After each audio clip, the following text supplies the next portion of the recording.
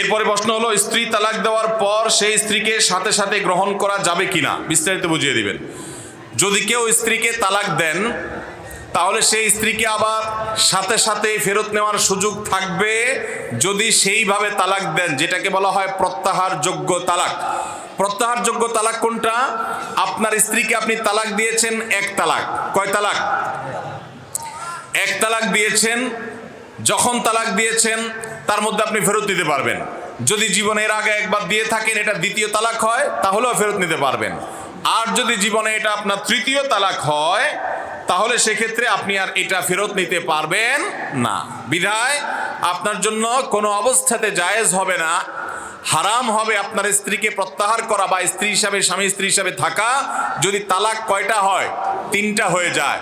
আমাদের সমাজে অনেকে আছে কয়দিন পর পরই বউকে তালাক দেয়। তিনটা কেন, কত তালাক হয়েছে কোনো হিসাব নেই। আল্লাহ তাআলা আমাদের সবাইকে হারাম থেকে বেঁচে থাকার তৌফিক দান করেন। ভাইরা আমার, যারা বিবাহ করেছেন আর আমার যুবক ভাইয়েরা যারা বিবাহ করবেন, করজোড় করে মিনতি করি আপনাদের কাছে, আল্লাহর ওয়াস্তে কখনো হুটহাট করে তালাক দিলাম স্ত্রীকে এরকম কথা বলবেন না। এরকম কথা বলবেন না। তালাকটা খুব ভয়াবহ একটা বিষয় ভাই। সালাতুন জিদ্দুহুন্না জিদ্দুন ওয়া হাজলুহুন্না জিদ্দুন, তিনটা বিষয় আছে। সিরিয়াসলি করলে যা হবে, হাসতে হাসতে দুষ্টামি করে করলেও তাই হয়ে যাবে।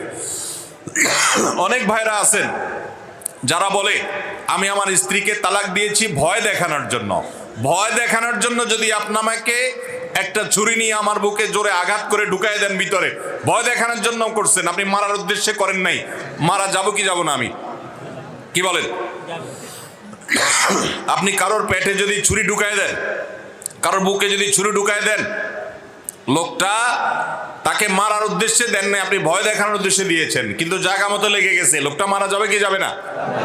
তালাক এরকম। খবরদার, বউয়ের সাথে চুন থেকে নুন কষলেই তালাকের কথা বলবেন না। এগুলা ছোট লোকই, এগুলা করবেন না। অনেক মহিলারাও আছে এখন, আজকাল অবশ্য পুরুষদের চাইতে মহিলারা তালাক আরো বেশি দেয়। কথায় কথা কথায় কথা গাট্টি গোল করে বাবার বাড়িতে দৌড়। আল্লাহ আমাদের মা বোনদেরকে হেদায়েত দান করুন। দাম্পত্য জীবনে সুখী হওয়ার জন্য সবর করতে হবে। কত মহিলা আছে স্বামীকে বলে যে তোমার সংসারে এসে আমার জীবনটা তেনা তেনা হয়ে গেছে। এই তেনা তেনা হওয়ার কারণে উনি খেতা খেতা হওয়ার জন্য চলে যায় আর একটু ভালো জায়গায়, এরপরে যায় দেখে যে আগের তেনাই বরং ভালো ছিল। আল্লাহ তাআলা আমাদেরকে ধৈর্য ধারণ করার তৌফিক দান করুক। বাংলাদেশে দাম্পত্য জীবনে মানুষ বেশিরভাগই সুখী নই আমরা। দাম্পত্য জীবন আমাদের খুব খারাপ যাচ্ছে। দাম্পত্য সম্পর্ক